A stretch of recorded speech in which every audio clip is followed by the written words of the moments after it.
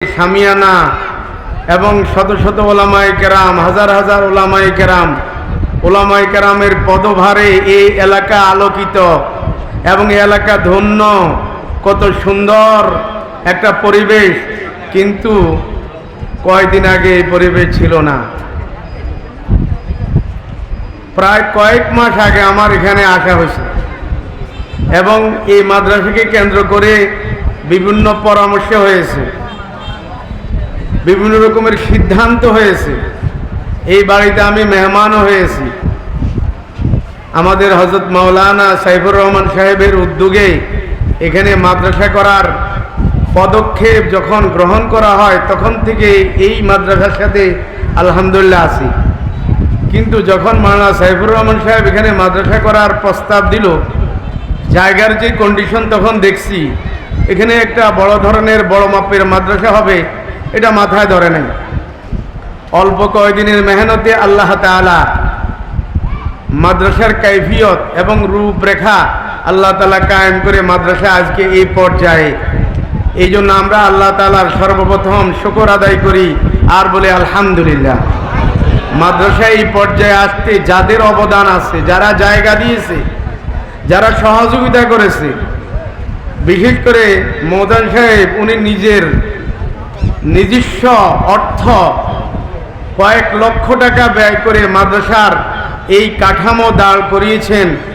এই পর্যায়ে আমরা ওনাকে ধন্যবাদ জানাই এবং ওনার জন্য দোয়া করি আল্লাহ তাআলা যেন ওনাকে কবুল করেন, ওনার খেদমতকে কবুল করেন, ওনার হায়াতে বরকত দান করেন, ওনাকে আল্লাহ তাআলা আরও বেশি দ্বীনি কাজ করার তৌফিক দান করেন, ইখলাস দান করেন, লিল্লাহিয়ত দান করেন এবং ওনার সহকর্মীদেরকে আল্লাহ তাআলা উত্তম জাযা দান করেন।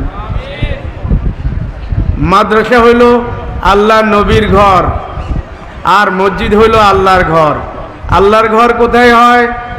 আল্লাহর ঘর হয় ওই জায়গায় যে জায়গায় বয়তুল্লাহ নির্মাণ করার পর অবশিষ্ট কণাকে ছিটা হয়েছে আর ছিটা পড়েছে।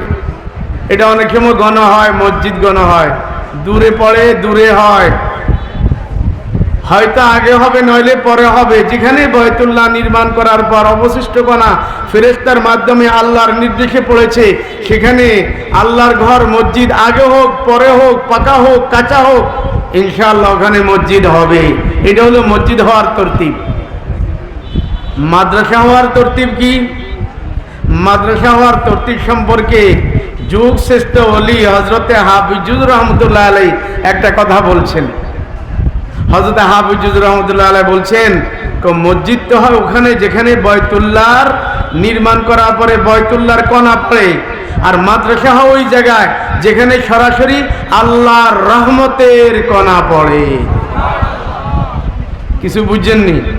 তাহলে বোঝা গেল এই এলাকাবাসীর প্রতি, এই জায়গার প্রতি আল্লাহর রহমতের কণা পড়েছে, দৃষ্টি পড়েছে। এলাকাবাসীকে আল্লাহ ধন্য করতে চান এই মাদ্রাসার মাধ্যমে। এই জন্য আল্লাহ তাআলা এখানে মাদ্রাসা কায়েম করার ফয়সালা করেছেন এবং মাদ্রাসার এই অবকাঠামো আল্লাহ তাআলা দাঁড় করেছেন। অনেক মাদ্রাসা হয়, কিন্তু সেই মাদ্রাসাগুলো এরকম দোয়া অনুষ্ঠানের মাধ্যমে, ওলামায়ে কেরামের উপস্থিতিতে, তোলাবাদের উপস্থিতিতে, ওয়াজ মাহফিলের মাধ্যমে, দোয়ার মাহফিলে হয় না। এই মাদ্রাসাটা এই জন্য একটা ব্যতিক্রমী মাদ্রাসা। আমরা এই পর্যায়ে আল্লাহ তাআলার কাছে দোয়া করি আল্লাহ তাআলা যেন এই মাদ্রাসাকে কবুল করেন। এই মাদ্রাসার সাথে সংশ্লিষ্ট যারা রয়েছেন সবাইকে যেন কবুল করেন। আল্লাহ তাআলা যেন এই মাদ্রাসার উস্তাদদেরকে কবুল করেন, ছাত্রদেরকে কবুল করেন, সহযোগীদেরকে কবুল করেন, গার্জিয়ানদেরকে কবুল করেন। ইয়াদ রাখতে হবে মাদ্রাসার শোভা হলো ছাত্র। এই জন্য এলাকাবাসীর দায়িত্ব এই মাদ্রাসার ছাত্র বৃদ্ধি করার জন্য আপনাদের ফিকির করতে হবে। হুজুররা তো হুজুরদের লাইনে ফিকির করবে। আমরা এলাকাবাসী যারা আজকে মাহফিল দেখতেছেন, ওলামায়ে কেরামকে দেখতেছেন, এক মাস আগেও কল্পনা করেন নাই এরকম ওলামায়ে কেরামের একটা মাজমা এখানে আপনারা দেখতে পাবেন। আল্লাহ করে দিয়েছে। এই জন্য আল্লাহ তাআলার ইহসানের শুকর আদায় করার উদ্দেশ্যে আপনারা এই মাদ্রাসাকে জমজমাট করার জন্য যা যা করা দরকার তা করবেন। ছাত্রের ব্যবস্থা করবেন, ঘর দরজার ব্যবস্থা করবেন। এখানে মসজিদেরও প্ল্যান আছে, মাদ্রাসা তো আছেই। মসজিদ এবং মাদ্রাসা যেন সুন্দরভাবে এখানে কায়েম হয়, এবং এলাকার বাচ্চারা যেন আল্লাহর কোরআন এখানে পড়তে পারে এবং আল্লাহ রসুলের হাদিস পড়তে পারে, এটা একটা বড় মাদ্রাসা আত্মপ্রকাশ করতে পারে। আল্লাহ তাআলা যেন সেই সুযোগ করে দেন, সেই পরিবেশ করে দেন। যেহেতু দোয়ার মাহফিল, আমরা আজকে আল্লাহ তাআলার কাছে এই মাহফিলের মাধ্যমে এই দোয়া করি, আল্লাহ তুমি এই মাদ্রাসাকে একটি বড় মাদ্রাসা হিসাবে কবুল করো। আল্লাহ তুমি এই মাদ্রাসা কেন্দ্র করে এলাকাবাসীর জন্য রহমতের ফয়সালা করো, হেদায়েতের ফয়সালা করো। আবু যুর রহমতুল্লাহ আলাইহির সাথে একটা কথা বলছেন। কি বলছেন? আবু যুর রহমতুল্লাহ বলছেন, আল্লাহর রহমতের কণা আবার যেখানে সেখানে পড়ে না। আল্লাহর রহমতের কণা পড়ে ওখানে যেখানে উলামায়ে কেরামের কদম পড়ে। যেখানে কি পড়ে? উলামায়ে কেরামের কদম পড়ে। কারণ উলামায়ে কেরাম হচ্ছেন নবীর ওয়ারিস, আর এই মাদ্রাসা হচ্ছে স্বয়ং নবীর। এই জন্য উলামায়ে কেরামের কদম যেখানে পড়বে সেখানে নবীর মাদ্রাসা, নবীর সুন্নাত চর্চা করার মাদ্রাসা, নবীর দ্বীন চর্চা করার মাদ্রাসা কায়েম হয়। বোঝা গেল? আমরা হয়তো জানি না এই এলাকায় এই জায়গায় কোনো বড় বুজুর্গ আলেম নেককার সালেহ ব্যক্তির কদম পড়েছে, এর উসিলা আজকে মাদ্রাসা এখানে পড়েছে, এখানে কায়েম হয়েছে। আর আজকে তো আলহামদুলিল্লাহ মাহফিলকে কেন্দ্র করে হাজার হাজার উলামায়ে কেরামের কদম পড়তেছে।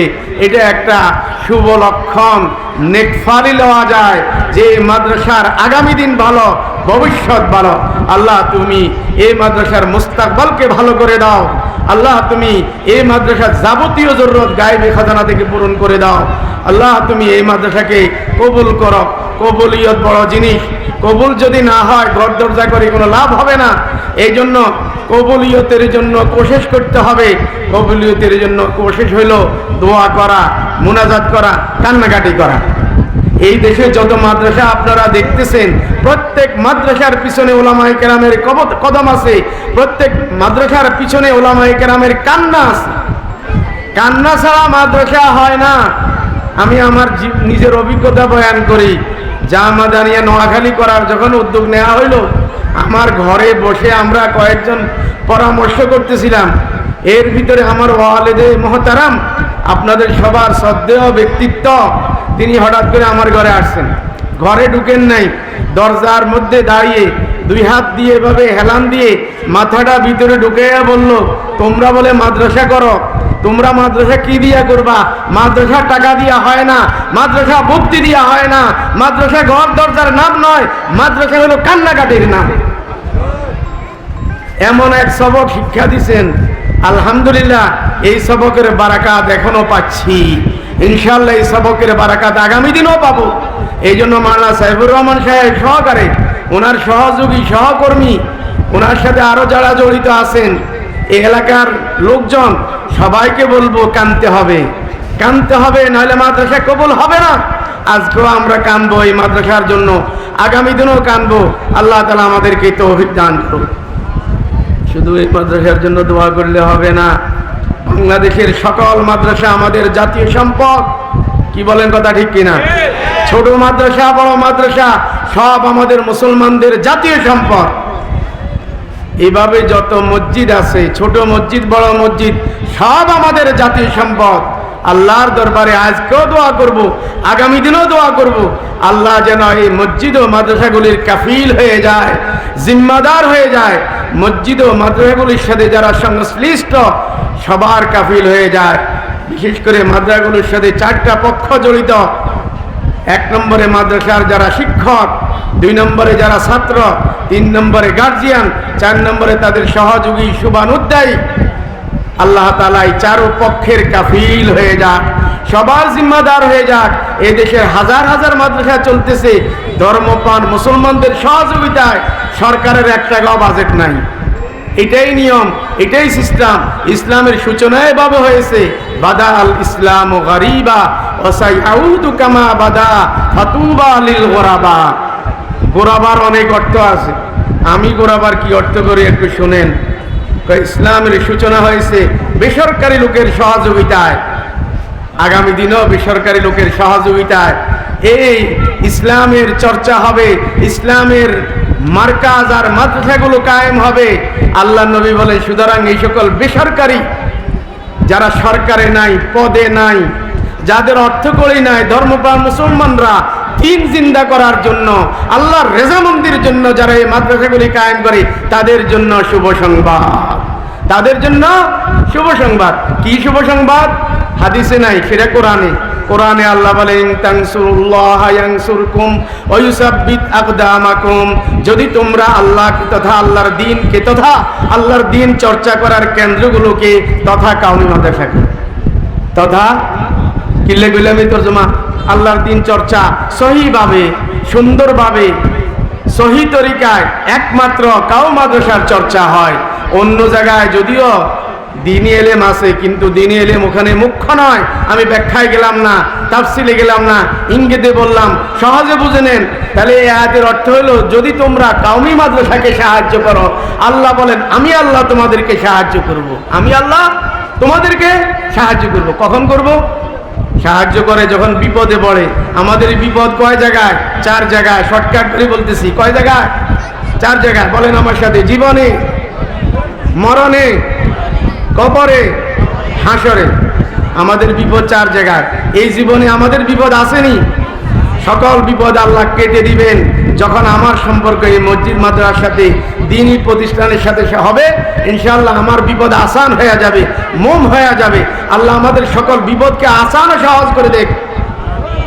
দ্বিতীয় বিপদের জায়গা হলো কবর, মরণ।